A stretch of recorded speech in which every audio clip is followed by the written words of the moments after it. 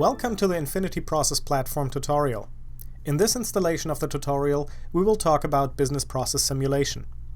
Simulation means that the Infinity Process Engine will pretend to execute your process without having it actually deployed. Simulation is useful if you're trying to find out how your process will behave in real life without actually deploying it, or if you want to estimate how changes to your existing process will affect its performance. Simulation means that the Infinity Process Platform will run multiple instances of your process until a specified criterion is met. These criteria could be that you want to run the process for a simulated time frame, let's say a week, or you want to run a particular number of process instances, let's say 1,000, or you want to run the process until a particular condition is met, such as run it until 100 support cases have been resolved.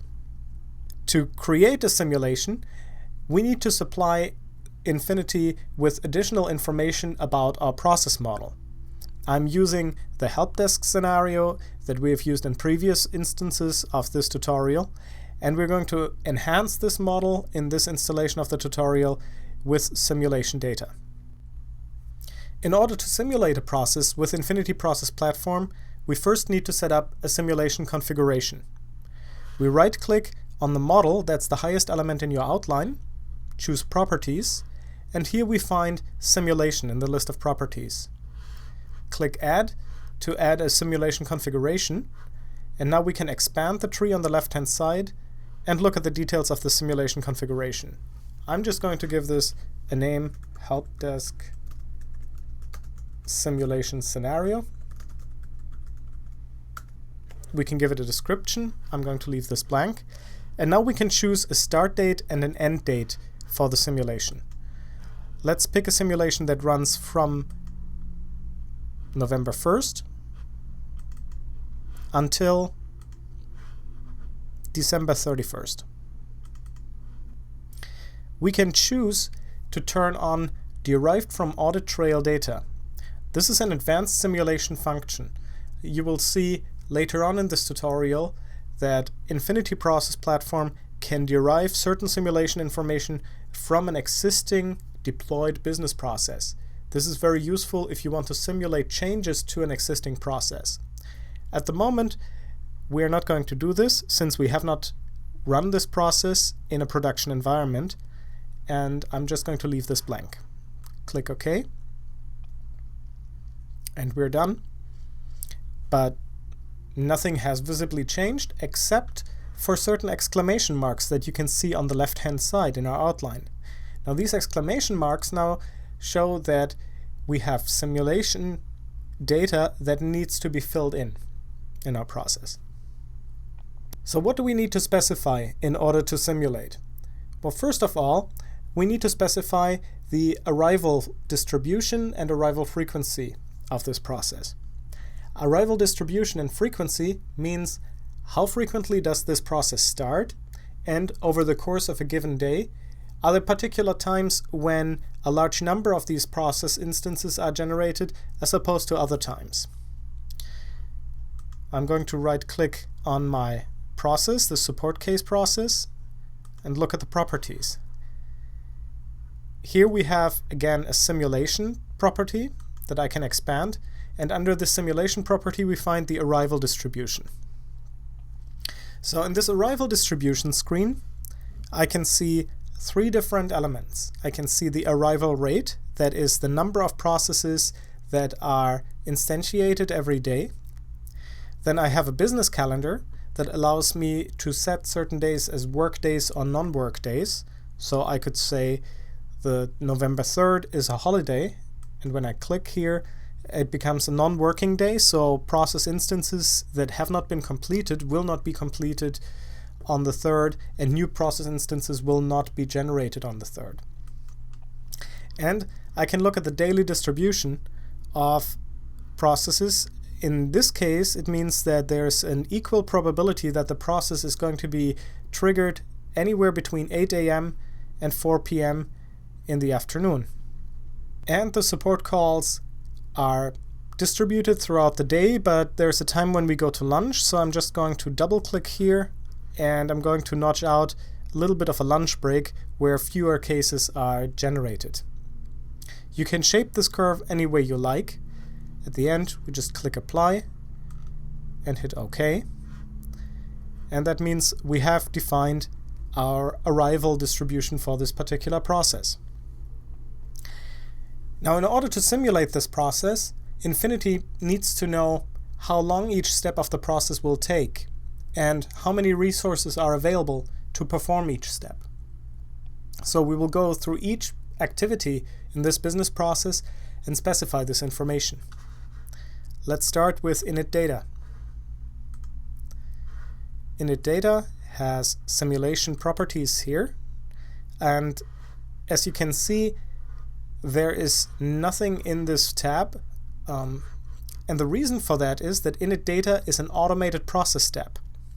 An automated process step does not have a duration associated with it, but the duration is determined by the application that is invoked in this step. Let's look at Support Case Factory. I double-click on this, and I have a simulation tab here. In the simulation tab, I see availability and duration. Availability means how many instances of this particular application can I invoke at the same time. You may have bandwidth issues, or you may have an external service that you're using and you have certain contractual agreements that limit you to a particular number of invocations at any given time. Then you can uncheck this box, unlimited availability, and you can choose your availability as you would for the arrival distribution. So let's say I can call this service 10 times in parallel, and then the 11th invocation will have to wait until one of the other 10 has been completed. But for most local services, it's useful to leave this at unlimited availability. Duration relates to the service execution time. So when I call this application, how long does it take until the application is completed, until the function or functionality that I have requested delivers a result back to me? This depends on a distribution type. I could choose a uniform distribution. So in this case, between 8 and 16 hours, there's an even probability that the invocation of the service will complete within 8 hours or will complete within 16 hours. So it's just going to be a random number in between those two. In many cases, the boundaries are going to be more narrow. Or I could choose a Gaussian distribution. And with a Gaussian distribution, I have an expected value. So that says, in this case, within 10 seconds, this call will be answered, this request will be completed, and there's a standard deviation, so sometimes it takes a little longer and sometimes it takes a little less time. There are other types of distributions that you can choose for your simulation scenario depending on the particular invocation that you use, but for our purposes, the uniform distribution or the Gaussian distribution are useful. So for this particular service, I'm going to use a Gaussian distribution. I'll say that the invocation takes about 1 minute to complete, and there's a standard deviation. That means sometimes it takes a little longer and sometimes it takes less time. Let's apply this. Now the second step in our process is a manual step performed by a call center agent. Let's look at this. Down here on the left side, I have the simulation tab, and now I have a duration property, and I can select how long it takes for a call center agent to complete the create case step. Let's say the customer is on the phone and we capture the customer data. It's not a uniform distribution, let's say it's a Gaussian distribution, and on average our goal is to have the customer on the phone not more than 5 minutes. So I'm going to change this to 5 minutes. Let's apply this. And this tells me on average how long it takes to complete the create case step. But as opposed to an application, I do not have an unlimited number of call center agents at my disposal, so I need to say how many call center agents I have.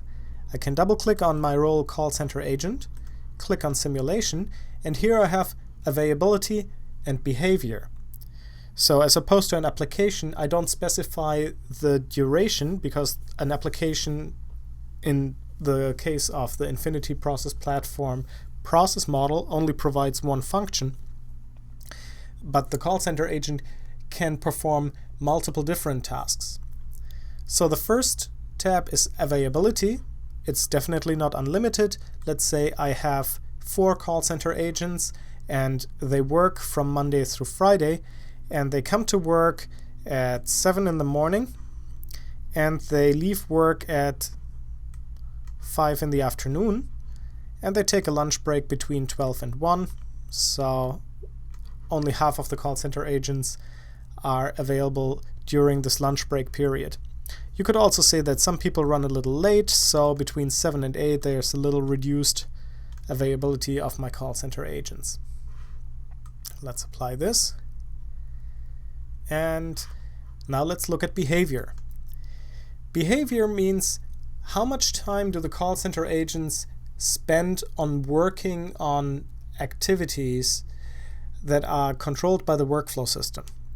In an efficiency rate of 100%, that means the call center agents spend 100% of their available time working on activities that are controlled by the workflow system.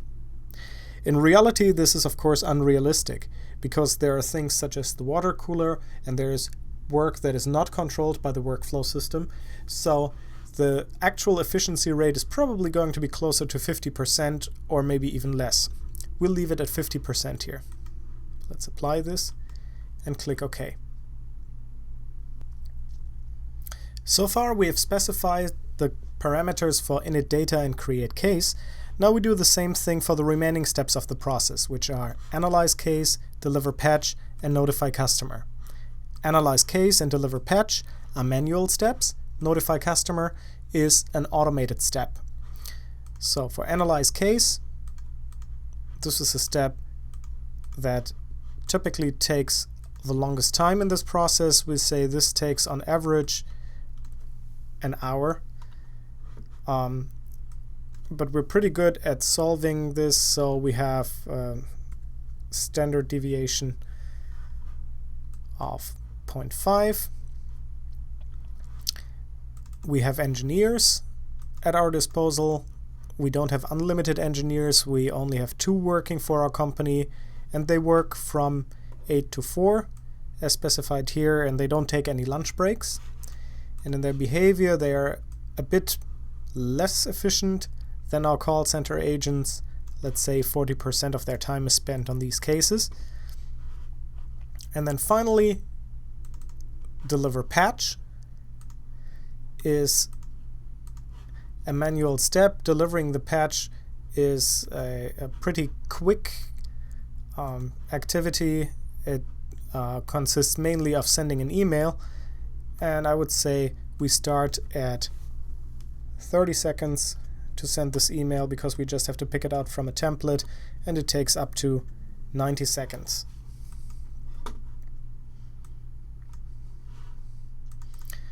Now for Acme Corporation, Acme Corporation is the sum of our resources, so we say we have 6 here, and Acme starts at 7, leaves at 5, and there's slightly reduced availability in the morning and slightly reduced availability in the afternoon. And in terms of behavior, let's set this at 50%. Finally, the notify customer step is an automated step. So again, we do have a simulation tab here, but it's empty because it's an automated step. So we have to specify the simulation properties for the notification application.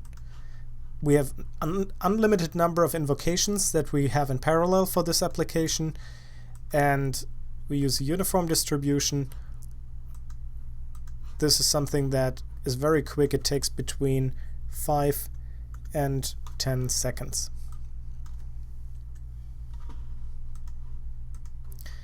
and we are done. So we have specified the quantitative simulation information, how many instances of this process are created, and how many resources do we have available to complete each instance of the process. The final aspect of the simulation model that we need to specify are the transition probabilities. After analyze case, we have a decision in our process whether we reanalyze the case, whether we deliver a patch, or whether we notify the customer.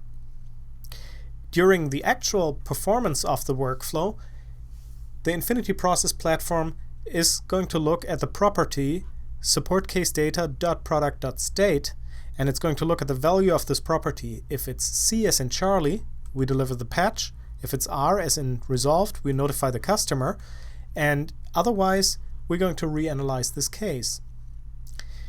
Now, during a simulation run, the Infinity Process Platform will look at transition probabilities, and it will, for every instance, use a probabilistic value to decide which way to go.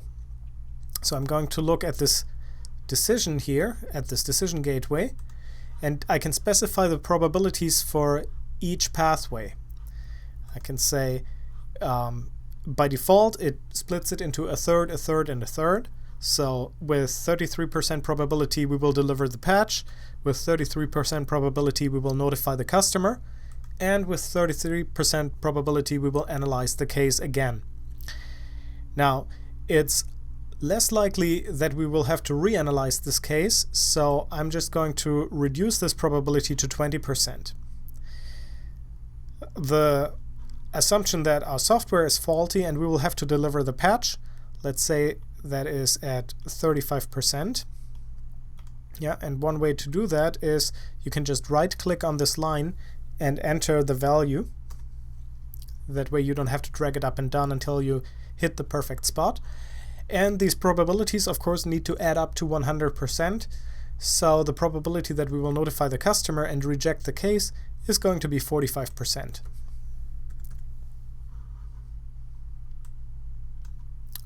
Okay.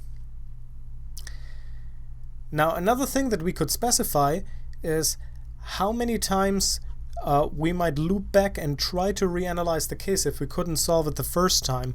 You could set a hard stop for this traversal and say that if you've, even with a probabilistic distribution, if you've gone through this transition more than, say, 3 times, you're not going to go through there again.